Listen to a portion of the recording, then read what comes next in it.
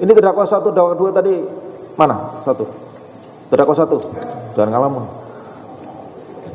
Tadi dalam dakwaan sempat terkena. Kena di mana?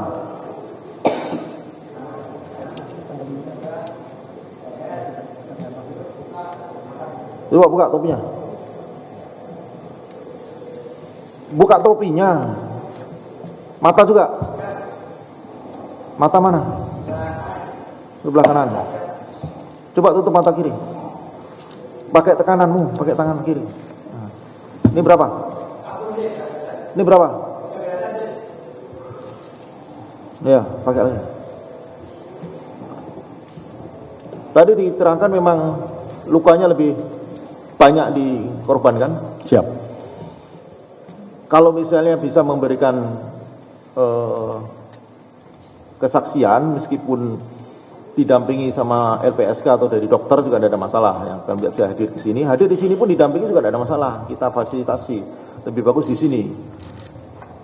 Dan perlu diingat bahwa yang bersangkutan warga negara juga punya kewajiban untuk hadir di sini. Kalau enggak saya punya kewenangan itu untuk menghadirkan 152 pasalnya. Saya bacakan, saudara-saudara paham. Dalam hal saksi tidak hadir, meskipun sudah dipanggil secara sah dan patut dan hakim ketua mempunyai cukup alasan untuk menduga bahwa saksi itu tidak akan hadir, hakim ketua dapat memerintahkan supaya saksi tersebut dihadapkan ke pengadilan. Menjadi saksi adalah salah satu kewajiban hukum setiap orang. Orang yang jadi saksi di suatu sidang pengadilan akan memberikan keterangan, tetapi dengan menolak kewajiban itu dapat dikenakan pidana berdasarkan ketentuan undang-undang yang berlaku. Nah, pidananya di KUHP 285. Setiap orang yang secara melawan hukum tidak datang pada saat dipanggil sebagai saksi, ahli, atau juru bahasa, atau tidak memenuhi suatu kewajiban yang harus dipenuhi sesuai dengan ketentuan peraturan perundang-undangan, dipidana dengan pidana penjara paling lama 9 bulan atau denda kategori 2 bagi perkara pidana. Nah, jadi ada suatu kewajiban juga. Jadi bukannya tidak bisa atau ditolak, saudara tidak punya kewenangan untuk menghadapkan. Saya berikan kewenangan itu kepada saudara untuk bisa mencari keterangan sebesar-besarnya dan seluas-luasnya kepada korban. Karena saudara kan berdiri di sini kapasitas sebagai korban. Beri pengertian kepada korban bahwa saudara di sini adalah kepentingan korban juga di sini.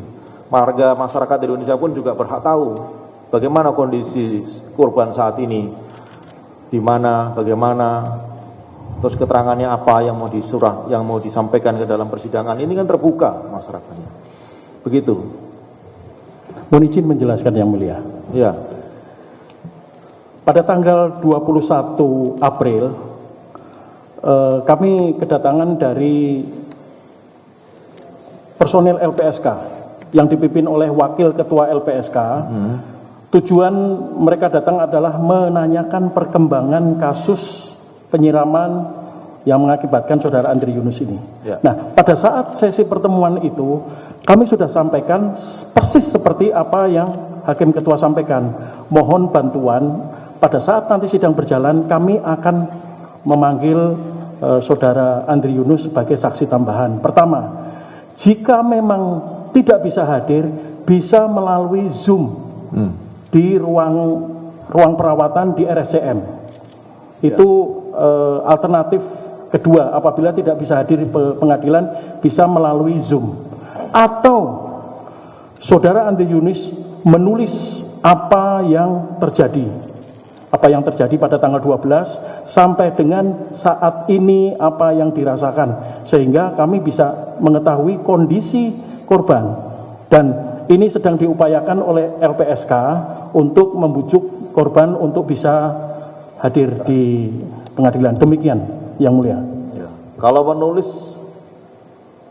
secara tertulis ya, itu kalau alternatif paling tidak bisa ya, misalnya Siap, dia betul. Bisa, kami membuat 3 alternatif. tidak bisa hadir, melihat, tidak bisa Zoom, gerak, ya. dan menulis. Tapi perlu dipahami bahwa Siap. saksi itu harus dibawa sumpah ya. Siap. Walaupun ditulis di kertas, ya harus dibawa sumpah. Nah, itu Siap. harus cari mekanismenya. Tulis itu harus di bawah sumpah bagaimana caranya.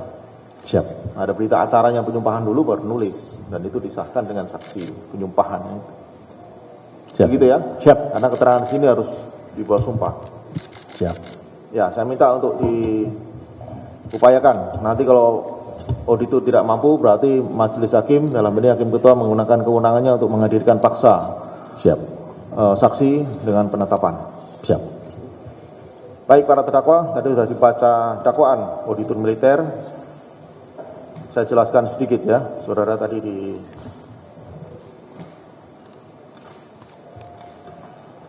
dakwa dalam surat dakwaan auditor militer, itu saudara kena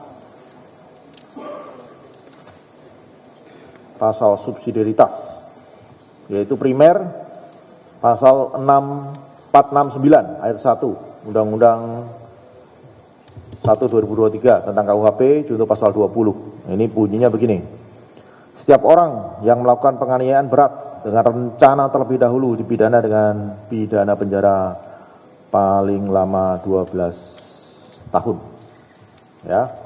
Kemudian subsidiar pasal 468 ayat 1, 468. Setiap orang yang melukai berat orang lain dipidana karena penganiayaan berat dengan pidana penjara paling lama 8 tahun. Dan lebih subsidiar pasal 467 ayat 1 junto ayat 2. Setiap orang yang melakukan penganiayaan dengan rencana terlebih dahulu dipidana penjara paling lama 4 tahun. Ayat 2-nya, jika perbuatan sebagaimana ayat 1 mengakibatkan luka berat, dipenjara dengan pidana penjara paling lama 7 tahun. Nah, ini saya jelaskan tadi sebagaimana dakwaan auditor militer, saudara kena 3 pasal subsidiaritas, yaitu primer, subsidiar, dan lebih subsidiaritas. Saudara punya hak jawab atas dakwaan ini. Apabila pengadilan militer ini tidak punya kewenangan mengadili saudara, mungkin kewenangan pengadilan militer ini bukan justisiable saudara.